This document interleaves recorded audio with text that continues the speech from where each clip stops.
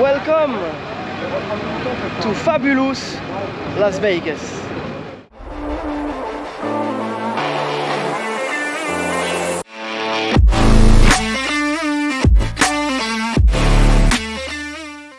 Salut à tous, bienvenue dans ce nouvel épisode de SoCal Franchise TV. On continue avec le Pro Rider GT Cruising et aujourd'hui nous sommes à Las Vegas. C'est le buffet du Luxor, donc c'est un des hôtels casinos du Strip. Et là je vais vous montrer un petit peu le buffet à l'américaine. Donc pour les gens qui sont soucieux de leur ligne, il y a les fruits bien sûr, très important, petite salade, etc.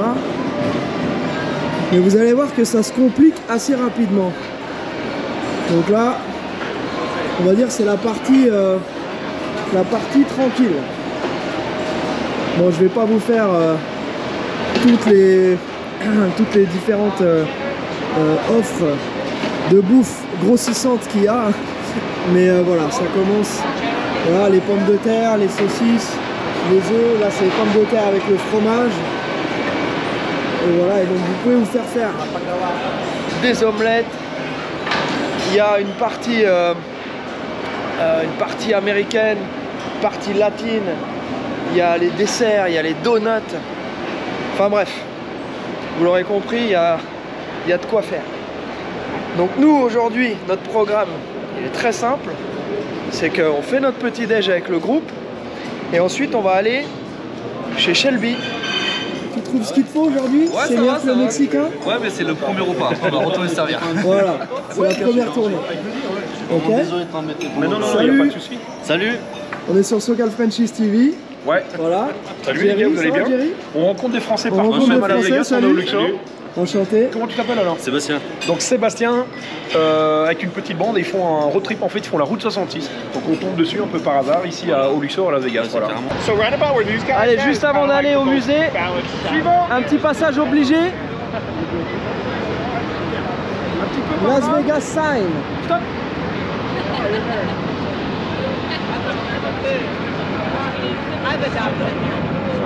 Suivant. On va peut-être aller faire un petit tour chez Harley Davidson quand même, non? Le jour où je gagne l'auto, mon gros, il y a un garage, il va faire 600 mètres carrés. Tu sais que la discussion du loto, c'est la discussion la plus partagée au monde. Ouais. Ah ouais. C'est le sujet de discussion numéro 1 au monde. Qu'est-ce que tu fais quoi? Ah, bah oui, qui ne s'est pas posé cette putain de question un jour? C'est là, tu peux. Ouais, j'arrive juste à travailler et je me fais des études de bagnole. Sans blague. Bon, bienvenue dans le supermarché. Sans blague, moi je continue à bosser comme un con personnellement. Ouais. Parce que j'aime ça. Mais moi aussi, ouais. Nous on aime trop ça. T'aimes ça la merde? T'en ramasses plus avec ton nez qu'avec une pelle. Hein. Voilà, et bien les amis, nous sommes chez Harley Davidson. Toi tu me filmes, je te filme. Hein. Alors les locations. Attends, c'est un joli showroom. Hein.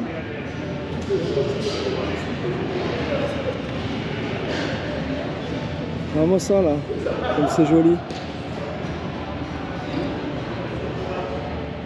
Incroyable. La Harley électrique, les mecs, je sais pas si vous en avez déjà vu en France. C'est quand même un truc. Hein. Bon. Par contre, je vois pas les échappements. Bon, c'est incroyable. Voilà, la vanne de l'échappement, c'est fait. Ouais, bah je sais pas. Je ne me prononce pas. Cela dit, si vous voulez mon avis personnel, chacun a le droit d'avoir le sien, je trouve que les deux roues électriques, ça a plus de sens que les voitures électriques. Et ça n'engage que moi. Hein. Alors dans ce petit vlog, je voudrais faire une dédicace à mon pote David, qui m'a prêté la sienne. Il en a une comme ça. Alors, tu kiffes? Ouais, c'est pas trop mon délire, mais c'est sympa quand même. Axel, 20 ans, qui découvre Vegas, les States. Ouais, de ouf. Là, c'est vraiment découvert. Et là, mon pote, tu dois en avoir plein les yeux. Hein. Allez, c'est parti, on s'en va. C'est clair. Là, en plus, toi, tu roules à moto, toi? Ouais, en 450. Du cross 450. Et ouais, ça change quand même. C'est plus gros. Ouais. Et ça, pour la lever, mon gars, c'est le coup d'embrayage. Non, mais celle-là, j'essaye même pas. Celle-là, tu casses tout. C'est marrant.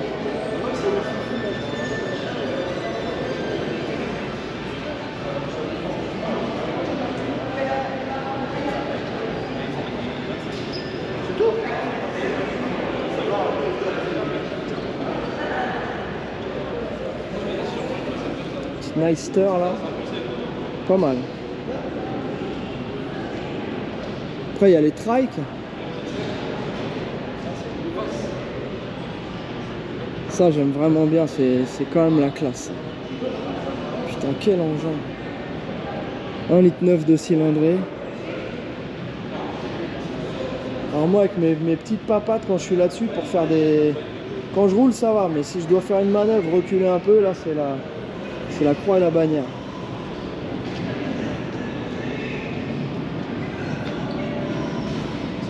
Alors j'ai oublié le nom du mec dans Son of Anarchy, là, tu sais, le plus ancien, là, qui avait un trike comme ça, là. Moi j'ai vu une Canam, mais c'est vrai que c'est autre chose, quoi. Ouais. Ouais, j'avais un Can-Am Spider. Donc, ouais. C'est sympa. Ouais, Ouais, ça. tu t'es fait plaisir. Ouais, voilà. Ouais, ça c'est encore un autre délire. Hein. Ouais. C'est vraiment une très très belle boutique. Enfin, boutique. Donc vous aurez corrigé vous-même.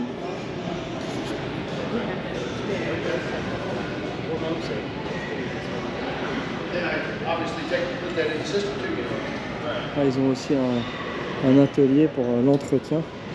Allez, jeter un petit coup d'œil quand même.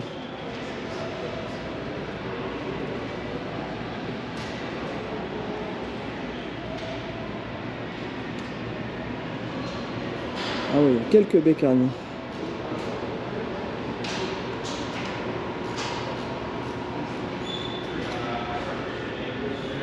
Et ça, je pense que c'est toutes celles qui sont en location.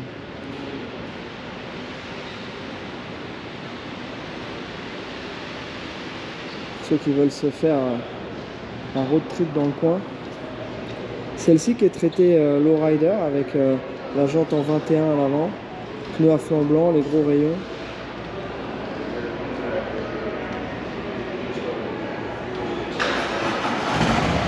Bien nice.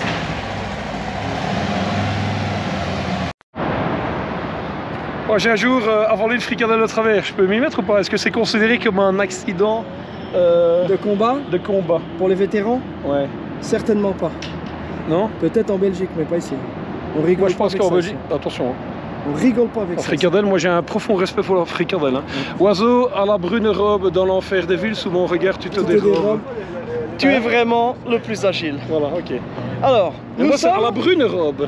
Oui, Le fricadelle à la robe brune. Normalement, c'est oiseau, Ouais. animal à la grise robe. Oui, mais moi Dans je dis- l'enfer des villes, à mon regard, tu te dérobes. Tu es à mon vraiment le regard. plus agile. À mon regard. À mon regard, tu te... Bon, trêve de plaisantage. Ouais. Nous sommes chez Shelby, Ouais, Carol Shelby. c'est vrai. Carol, qui contrairement à ce que pourrait laisser entendre son prénom, était un homme. Ouais, il était très masculinisé. Hein. Voilà. Donc, Carol. Carol Shelby. Ouais, Bon, respect, parce que là, si on Respect a des... quand même, voilà, Ah, on il y a va pas certainement déconner. des gens là qui nous On regardent. arrive et dans qui- l'antre à Las Vegas de chez Carol, on va aller dire bonjour à notre ami Steve qui devrait Tu vois, être déjà, présent. j'enlève mon chapeau par respect. Ouais, exactement. Bien sûr. Ouais. Exactement. Là, on dirait les Blues Brothers. Chapeau de type casquette. C'est nous les Blues Brothers. C'est nous les Blues Brothers. Ok, let me get this off. Donc là, attention, Oh là, il y là a... là. Et là, je suis en train de les faire bisquer en fait, les gens. Ouais. Parce que là, ils voient nos ganaches, ils s'en foutent. Ils veulent voir Shelby. Ouais, mais est-ce qu'ils ont le droit de voir Shelby? Est-ce qu'ils ont mérité ça? Mais ils ont mérité. T'es sûr? Ils ont cliqué. Tu Ils ont cliques, cliqué. tu mérites. Ah, tu cliques, tu mérites. Tu cliques, tu partages, tu likes, hein, tu Alors, mérites. on va vous visiter. Bam. Là, nous sommes dans le shop. Hey. Et un peu plus loin, Las il y a le Vegas, musée. baby. Yes, Alright. ma'am. Voilà. Yes, ma'am. Ok. Alors, Mais quand même. eh ben, on va regarder tout ça. Hi How there, you how are you? doing today? Good, good, how are you? Good, thank Really you. good. Oh, le pyjama Shelby. Ouais. Voilà. Ah, Muriel, attention, il y a du pige. est-ce que tu désires un pyjama Shelby? Tu l'as celui-là? Non. Tu ne l'as pas. Je pense Non, devant. oui. La banane Shelby, le pyjama Shelby. Eh, franchement, on n'y aurait pas pensé. Allez, combien? Les gens veulent savoir. 35 balles. Eh, franchement, il n'y a pas de quoi se priver là. T'imagines les soirées d'hiver? T'es là, t'es au chaud dans ton petit pyjama Shelby. Bon, allez. Soyons un tout petit peu sérieux.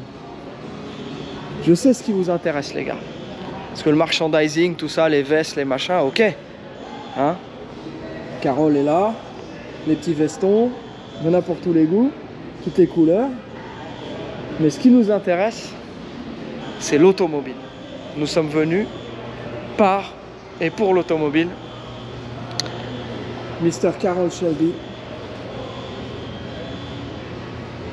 Regardez-moi ça. Les premières versions de Cobra, donc pas avec le big body et avec le petit moteur, le petit 289. Alors bien sûr, les versions 427 avec le big body, c'est plus spectaculaire. Mais ça, c'est l'original et on est original qu'une seule fois. Tiens, bam. Je sens que là, on va se faire plaisir parce qu'il y a du très très lourd. Regardez-moi ça.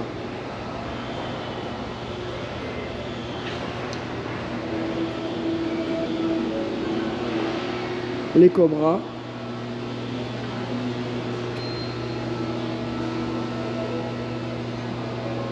Ça ne laisse pas indifférent. Alors vous nous direz en commentaire si vous la préférez en carrosserie peinte ou comme ça en version toute polie comme ça. Allez, on va demander à Jerry son avis. Jerry, tu es convoqué. Jerry, on a besoin de ton avis. Est-ce que tu préférerais une Cobra peinte ou poli? Aluminium poli. Allez. Moi j'adore la version peinte bien évidemment. Oh, il y a des Daytona là en plus les amis. Après bon, après, stop. On reste sur la question originale. On va pas s'éparpiller. Je suis pas très caisse aluminium au départ. Mais là faut avouer que c'est quand même une tuerie, non? Sans déconner. Ah, avec l'échappement qui est un petit peu chauffé là, qui est jauni là. Et surtout avec les bandes brush là, tu vois, quand même exceptionnel. Ça quand même beaucoup de gueule quoi. Ouais. C'est spectaculaire. Disons que compliqué de choisir. Et on n'en voit jamais.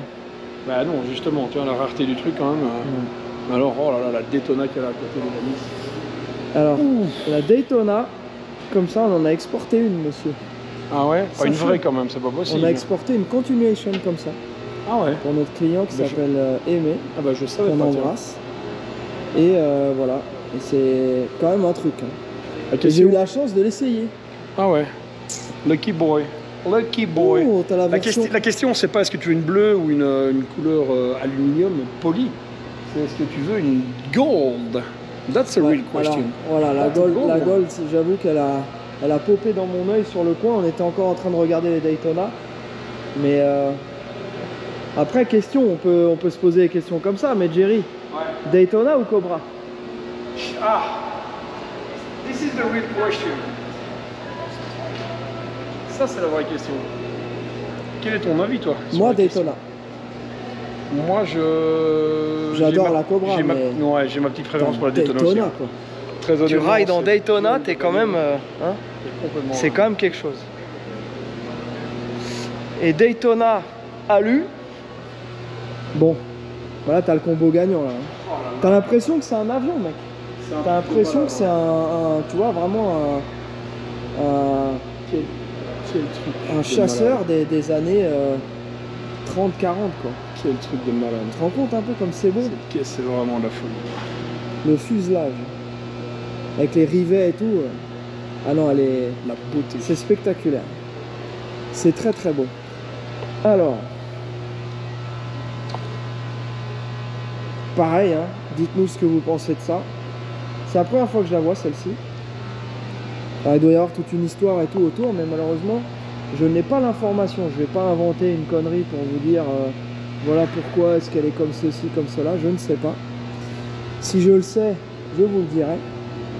Et alors maintenant la GT40. Alors maintenant la question à 200 balles, ça va être de savoir si on préfère la GT40 ou la Daytona. Jerry, Another question for you. Voilà. GT40 ou Daytona? Alors là, mec, t'as autre chose encore après derrière? Non, franchement, après c'est les fastback, etc. Ouais, on en a tous eu, on en a conduit plein. Oui, bien sûr. Bon, on a eu la chance, nous, tu sais, de vendre la vraie Shelby GT350 qui appartenait à Paul Walker, donc une 65, qui sont les plus rares et les plus chères. Et j'ai eu la chance de rouler avec et tout, avec Alex. Mais là on est dans la légende là. Là on est carrément dans la légende. Alors esthétiquement? Bah esthétiquement c'est une espèce de merveille. Et puis surtout c'est quand on connaît l'histoire de ces voitures, tout ce qu'elles ont traversé, tout ce qu'elles ont vécu, la souffrance de l'homme et de l'humain aussi pour arriver justement à créer ces belles histoires qui restent là à vie dans les mémoires en tout cas. C'est juste incroyable. Au-delà d'un bel objet, d'un objet qu'on rêverait tous d'avoir dans un salon, dans un garage, c'est tout ce qu'il y a eu derrière en fait. C'est le passé de ces voitures qui sont juste exceptionnelles. À être face à ces voitures, t'en as juste des frissons quoi en fait. Ouais. Les entendre rugir, c'est un truc, mais déjà les voir là devant nous, là comme ça, de pouvoir les toucher du regard, c'est juste exceptionnel. Quelle pureté, quelle beauté. Et tiens, je me couperai un ongle pour en avoir une. Ouais. Ah, tu te couperais un ongle? Ouais, je te jure. Ouais, ah, vraiment. Ah, je suis ouf. Non, c'est d'une beauté exceptionnelle.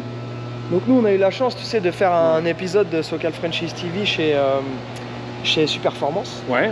Et Lance, le boss de Superformance, nous a sorti une GT40. Ah ouais? Donc on avait une GT40, on avait une Cobra, la Daytona et la Corvette Grand Sport. Et donc ça, vous pouvez retrouver l'épisode, il est en ligne, hein, donc ça s'appelle tout simplement SoCal Franchise TV Superformance. On n'a pas été très original, mais voilà, cet épisode, vous pourrez retrouver ça. Et ce sont des répliques qui sont très fidèles à ce qu'était la voiture d'époque. Voilà. Donc pour me répondre moi-même à ma question, je ne sais pas, entre la GT40 et la Daytona, c'est dur. Ouais, franchement, c'est dur. Question, ou pas regarde ce truc. On dirait, ça a un peu des airs quand même de 250 GTO. Ouais, carrément, bien sûr. T'as les airs de 250 GTO. Et la GT40, c'est... Putain, faudrait voir les 3 quarts arrière pour vraiment pouvoir se décider. Sans prendre en compte, encore une fois, la valeur commerciale de la voiture et l'esthétique. Allez. Juste si tu pars sur l'esthétique, putain, mec. C'est la merde. Je me demande entre mon père et ma mère, quoi, tu vois, c'est... Bon, les gars, dites-nous en commentaire ce que vous en pensez. Allez, on se mouille. Certains vont peut-être hurler. Ouais. Mais la Daytona, putain, c'est quand même un truc.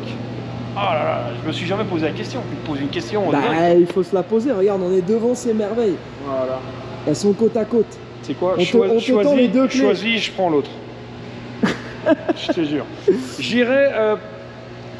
C'est complètement con en ce moment-là, parce que là on parle de l'esthétique, mais question confort, il y a plus de place dans celle-là. Dans la GT40, je peux dire que c'est très inconfortable. Mais c'est complètement con comme question, on s'en vend du confort. Ah putain, lui il fait 1m85. Moi je m'en fous personnellement. Ouais. J'atteins à peine le 1m70 avec mes souliers. Donc la GT40, moi je suis bien dans toutes les caisses. Ça reste quand même la number one. Allez, GT40 pour Jerry. Et ben t'as pas le choix. Allez, désolé de t'annoncer que tu vas passer ta journée dans une Daytona. Vas-y, tant pis, je prends la Daytona. Pas de chance. Voilà. Allez. Bon, on va quand même regarder les Shelby. Donc, là, on arrive sur quelque chose de plus abordable. Quand c'est plus abordable, forcément, on est quand même sur des fastback première génération. Là, sur une GT350 Shelby, la même chose. Il y a encore de l'historique, bien évidemment, derrière. Et là aussi, voilà, c'est quelque chose de plus abordable pour monsieur tout le monde, en parenthèse encore. Ça vaut aujourd'hui des fortunes. Moi, mon premier achat de voiture, c'était quand je suis arrivé ici en Californie pour la première fois. C'est mon deuxième voyage aux États-Unis. C'était en 90 et mon premier achat, c'est une 350. Comme celle-là, pas une 350 GT, qui je raconte que des conneries, c'est un fastback première génération, une 65 avec un bloc aluminium. J'ai acheté ça 9000 $. Voiture quasi état concours, était rouge avec des bandes blanches. Donc c'était une fausse GT350. Ce qu'on veut savoir, c'est s'il a fait un bon petit profit. Est-ce que tu as fait un bon petit profit? T'imagines un peu? Pour 9000 $. Et Aurélien, ça vaut quoi aujourd'hui? Aurélien, elle a bossé dessus ou pas? Non, c'était en 90. C'était en 90. Il était à peine né. C'était mon premier achat de voiture aux États-Unis pour le beau-père d'un pote. Et j'avais acheté ça à 9000 $. C'est ouf. C'est incroyable. Un fastback première génération. Fastback première gène. En parfait état, ça vaut combien aujourd'hui? et ben ça vaut minimum 60, entre 60 et 70. Et ben voilà. Selon, je parle d'une belle voiture, saine, californienne, pas, voilà, pas une croûte. D'ailleurs, pour la petite histoire, on en a dispo chez nos amis de Central Automarché, Socal Franchise France. Vous pourrez les retrouver sur le site que je vous mets tout le temps en description. Des fastback, des coupés, des cabriolets et bien sûr plein d'autres modèles. El Camino, etc., des vannes, tout ce qu'on nous demande d'une manière assez générale. Voilà, donc là on a une caisse qui est assez particulière puisque c'est la Green Hornet. Donc c'est une Shelby sur base de coupé. Voilà, 67 avec le gros moteur et tout, mais c'était un coupé. Parce que la plus, hormis celle-ci, hein, les autres Shelby, c'était sur base de fastback, comme cette très belle 68. GT500 KR. Pareil, on en a exporté une à notre ami Fred. D'ailleurs Fred, on te salue.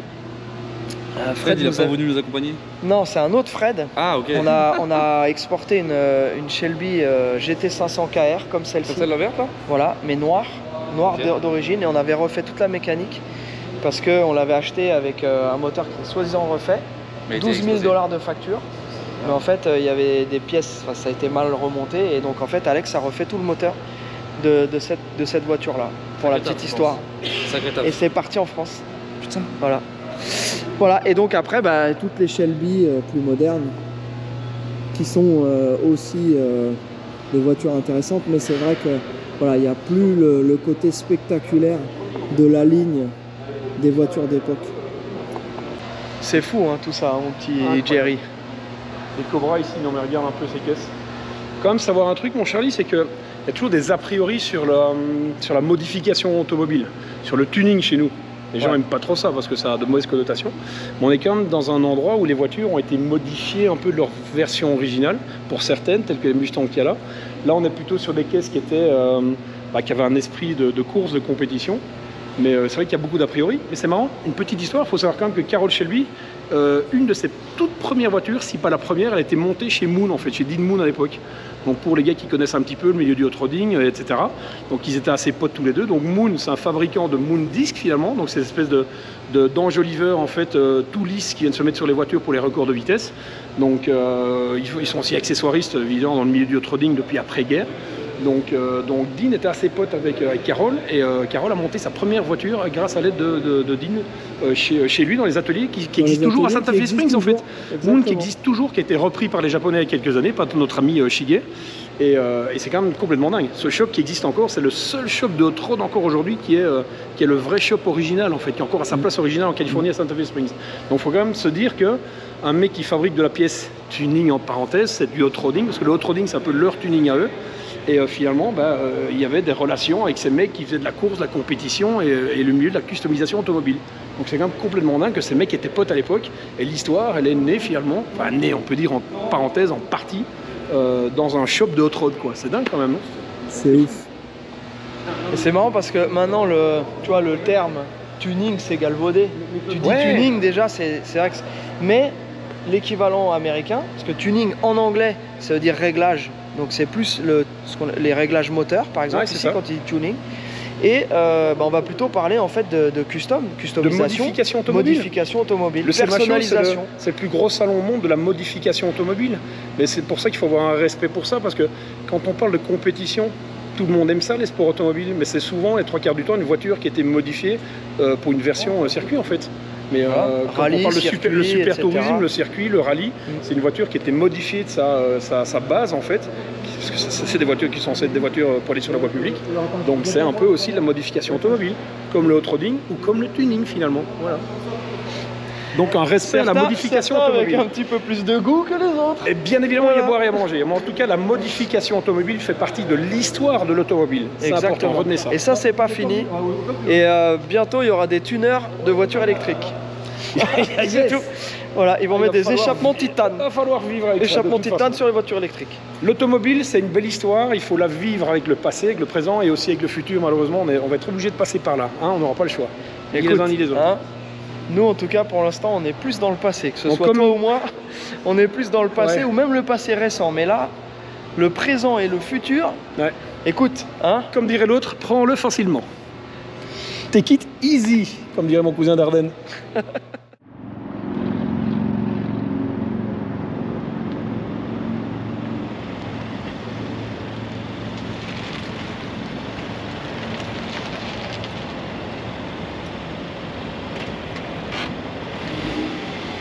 Oh, c'est beau! Tu l'as entendu l'EcoBoost ou pas? Oh là là! Tu l'as entendu tu m'as éco-boosté l'oreille là. Tu l'as entendu ronronner? L'EcoBoost ou pas? Eh bien ça, mon Jerry, c'est le mot de la fin pour ce petit vlog d'aujourd'hui. Bah oui! Déjà? Et ouais mec, on en a vu déjà. Donc là, demain, on reprend la route. Et il y aura plein d'autres trucs super sympas à vous montrer. Donc on vous dit à demain. Enfin à demain. Ouais les guys. Hein? On se comprend. Tant que je les monte, tout ça, les petits épisodes, vous m'avez compris. À bientôt quoi. Tchuss.